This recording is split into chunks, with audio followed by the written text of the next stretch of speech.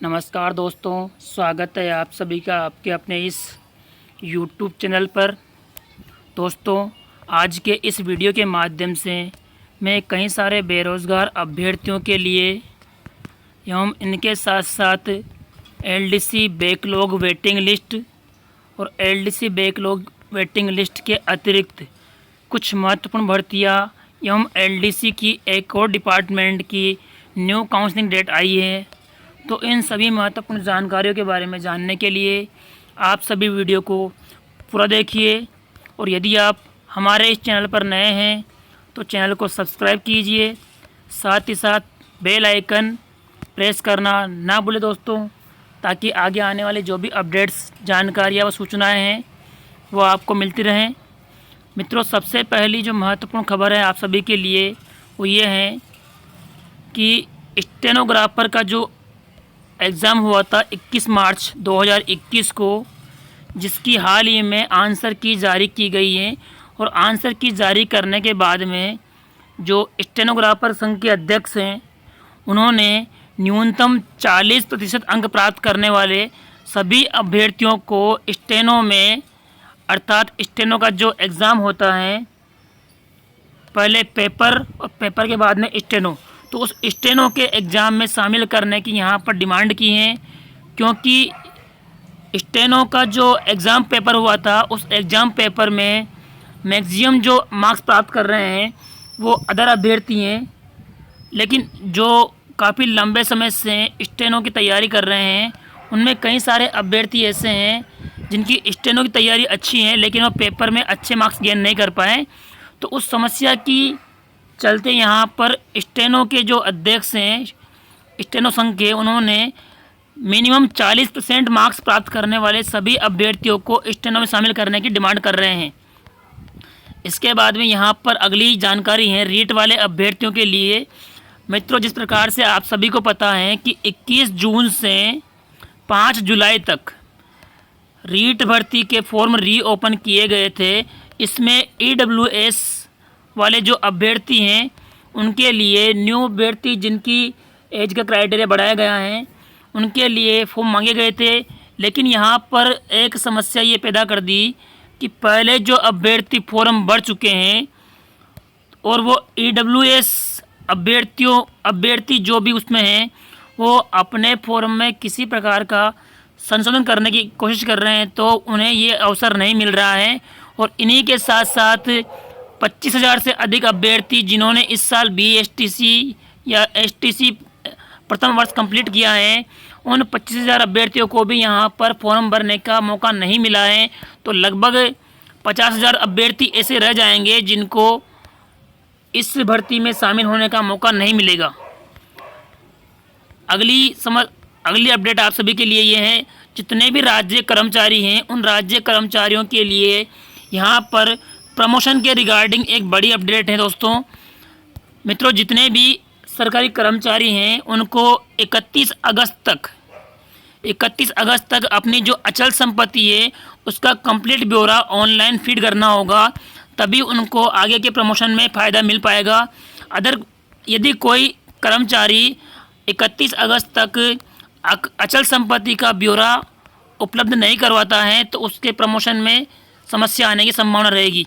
तो जितने सरकारी कर्मचारी हैं उन सभी से अनुरोध है कि वह कार्मिक विभाग की ओर से जारी परिपत्र के अनुसार अपनी SSO ID लॉगिन करके राजकाज सॉफ्टवेयर में IPR मॉड्यूल द्वारा ऑनलाइन अपनी जानकारी फीड करें, ताकि पदोन्नति में किसी प्रकार की समस्या न आए। क्योंकि यहाँ पर लिखा हुआ है जो कर्मचारी अपनी अचल संपत्ति का ब्यौरा नहीं देगा उसकी पदोन्नति रोकी जाएगी।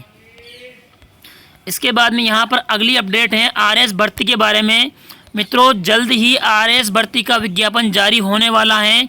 आगामी 10 जुलाई से पहले कभी भी RS 2021 का विज्ञापन जारी होने की पूरी संभावना है। यहाँ दे रखा है 10 दिन में जारी हो सकती है RS की भर्ती की विज्ञप्ति।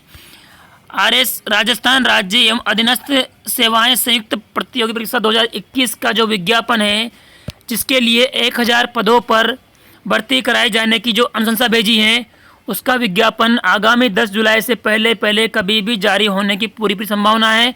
तो जो भी अभ्यर्थी आरएएस भर्ती के एग्ज़ाम में शामिल होना चाहते हैं वो अपनी तैयारी शुरू कर दें, ताकि आप जैसे ही मान लो 10 जुलाई को अगर विज्ञप्ति आती हैं तो मैक्सिमम से मैक्सिमम 15 अगस्त तक फॉर्म भरने का मौका मिलेगा, और उसके बाद में लगभग नवंबर में इस भर्ती का प्री एग्ज़ाम होने की संभावना रहेगी। अगली अपडेट आप सभी के लिए यहाँ पर है दोस्तों, बैकलॉग वाले एलडीसी अभ्यर्थियों के लिए। मित्रों, यहाँ पर बैकलॉग एलडीसी वाले जो पद भरे गए थे उनमें लगभग 110 पदों पर लगातार वेटिंग लिस्ट जारी करने की मांग की जा रही है। यहाँ पर देख लीजिए, प्रतीक्षा सूची जारी करने की मांग। इसमें एलडीसी भर्ती 2018 में 110 पदों की वेटिंग लिस्ट जारी करने की मांग उठाई जा रही है।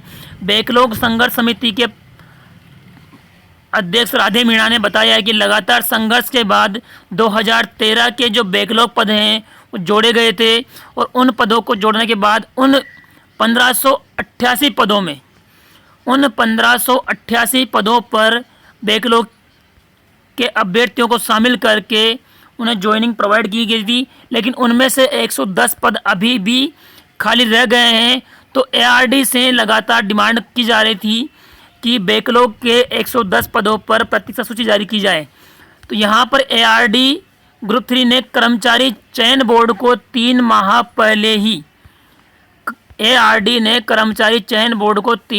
पहले ही 110 पदों की वेटिंग लिस्ट जारी करने के लिए अभ्यर्थना भेज दी थी। अब ये फाइल कर्मचारी चयन बोर्ड के पास पेंडिंग पड़ी हुई है। अब कर्मचारी चयन बोर्ड कब तक इस पर निर्णय लेगा, सिर्फ इस बात के इंतज़ार में कई सारे जो बैकलॉग के अभ्यर्थी हैं, जो अभ्यर्थी एसटी एससी के हैं, वो लगातार इस बात से परेशान हो रहे हैं। तो बोर्ड वाले अध्यक्ष को लगातार अवगत कराया जाए ताकि वो जल्दी से जल्दी इन 110 पदों पर वेटिंग लिस्ट जारी कर अभ्यर्थियों को रोजगार का अवसर प्रदान करें। अगली अपडेट है यहाँ पर आयुक्तालय कॉलेज शिक्षा राजस्थान जयपुर से। मित्रों, आयुक्तालय कॉलेज शिक्षा राजस्थान जयपुर से 28 जून को ही ये ऑर्डर जारी हो गया था, वेबसाइट पर कल अपलोड किया गया था।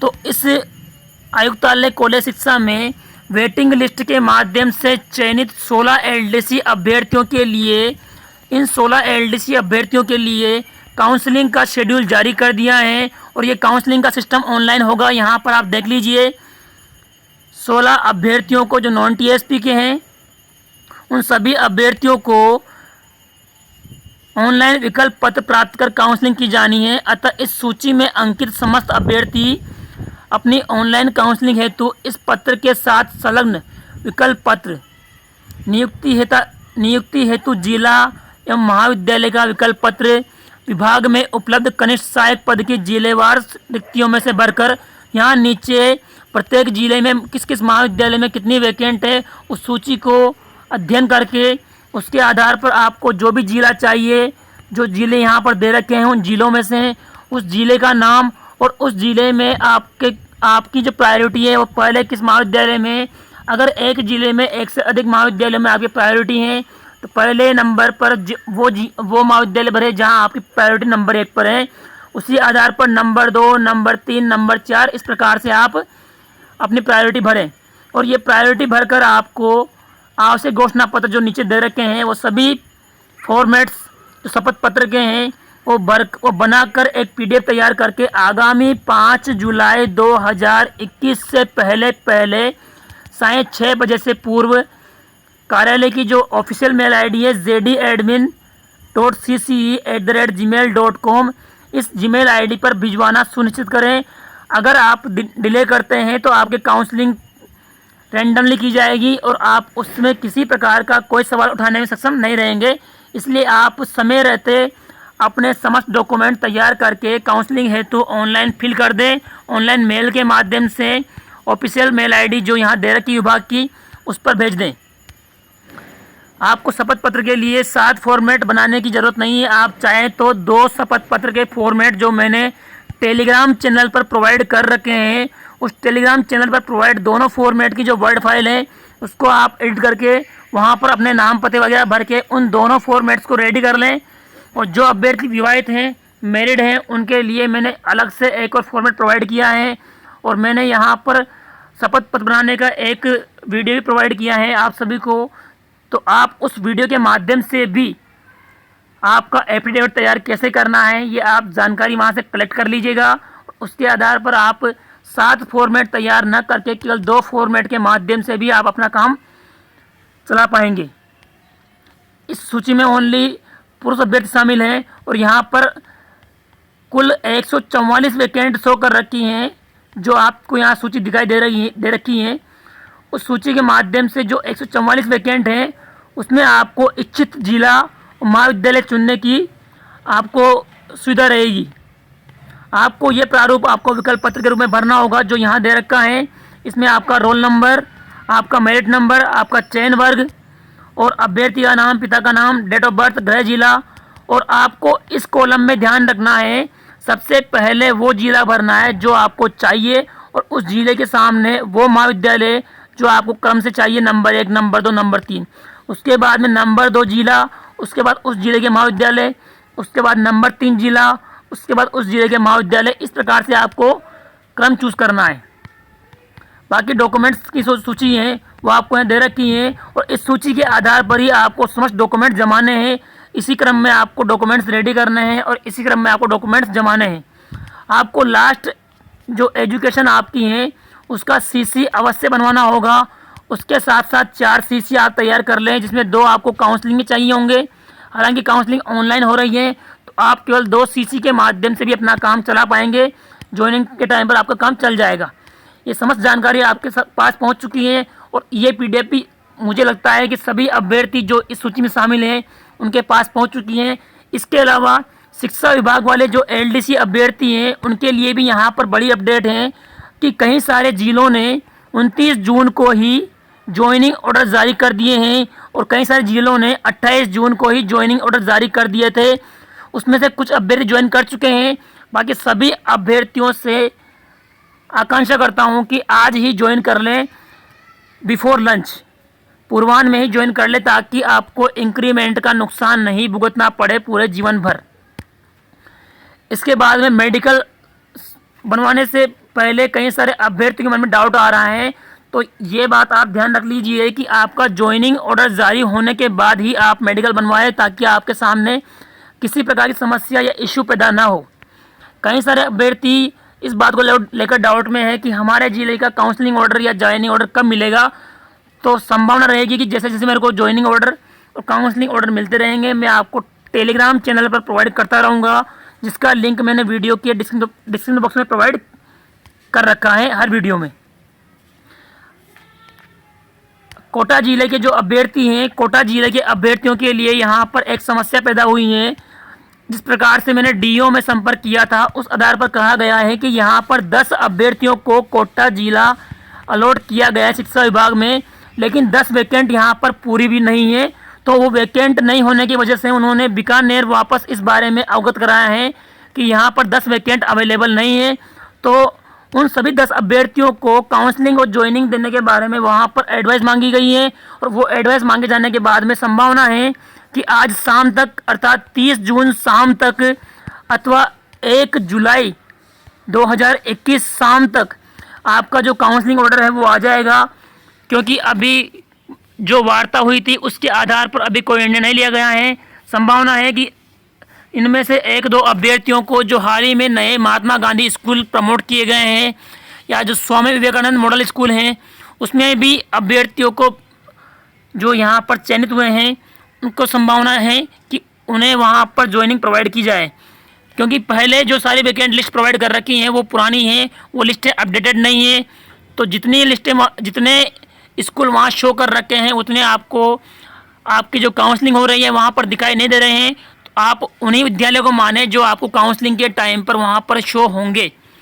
आप जितनी भी सूचियाँ यहाँ पर डाउनलोड कर रहे हैं वैकेंट लिस्ट की वो अपडेटेड नहीं है। और आगे इस प्रकार की जो महत्वपूर्ण जानकारी हम आपको समय समय पर प्रोवाइड करते रहेंगे। इसके लिए आप सभी हमारे चैनल पर बने रहिए।